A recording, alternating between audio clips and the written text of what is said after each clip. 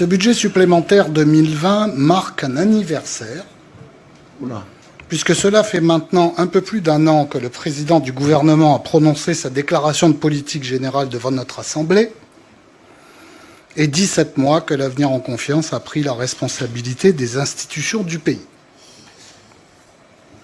Ce budget nous offre donc l'occasion de faire le point sur les engagements pris à l'égard des Calédoniens.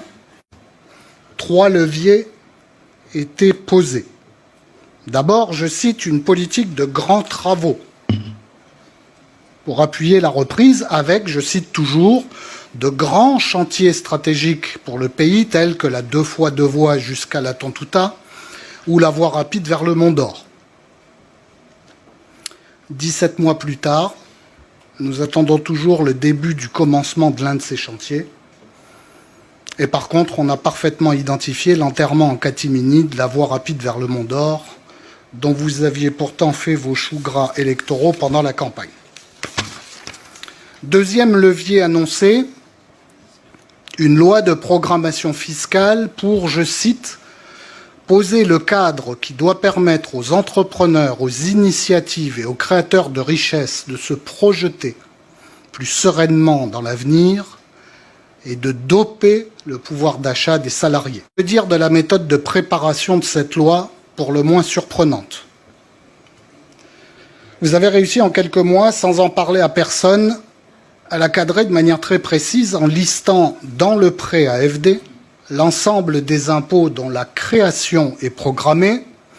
Je parle de la taxation des plus-values de résidences secondaires, de la taxe Internet, de la levée d'exonération des mutuelles, mais aussi des impôts que vous comptez augmenter. Je parle de la TGC, de l'impôt foncier, de la taxe sur les opérations financières.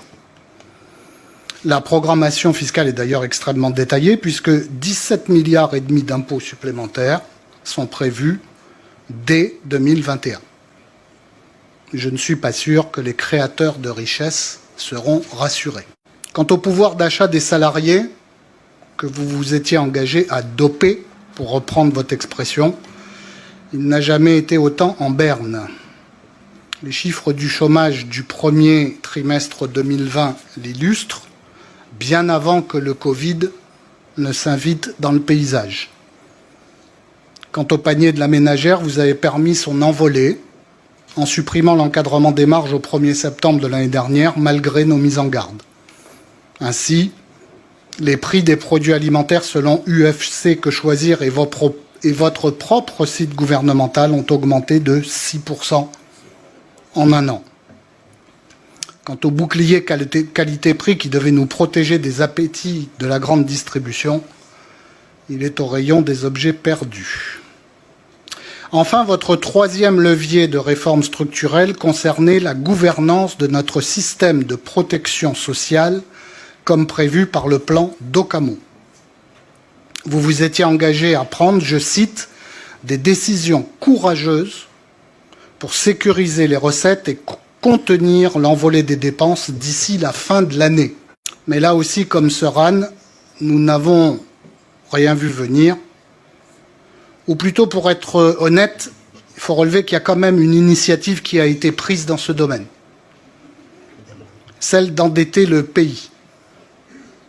Ainsi, après un premier prêt de 5 milliards sur financement CAFAT, après avoir utilisé aujourd'hui même dans le budget supplémentaire 3,8 milliards du prêt Covid de l'AFD pour boucler le déficit de l'année 2020, vous nous promettez un nouveau prêt de 25 milliards pour rembourser la dette du RUAM. À défaut du moindre commencement de réforme du régime et de sa gouvernance, vous avez réussi à endetter de 30 milliards supplémentaires la Nouvelle-Calédonie. Nous devons vous en donner crédit. Si on ajoute à ces 30 milliards les 28,5 milliards du prêt AFD, on est à près de 60 milliards d'emprunts en 15 mois, ce qui, Monsieur le Président du gouvernement, vous permettra incontestablement de laisser une trace dans l'histoire calédonienne, puisque vous avez endetté les générations futures à vous tout seul, plus que tous les gouvernements de la Nouvelle-Calédonie depuis le début de l'accord de Nouméa. Bref, Si on devait résumer votre bilan de cette première année de gouvernance, 2 chiffres s'imposent. 60 milliards de dettes de plus pour le pays et 17 milliards et demi d'impôts supplémentaires par an pour les Calédoniens.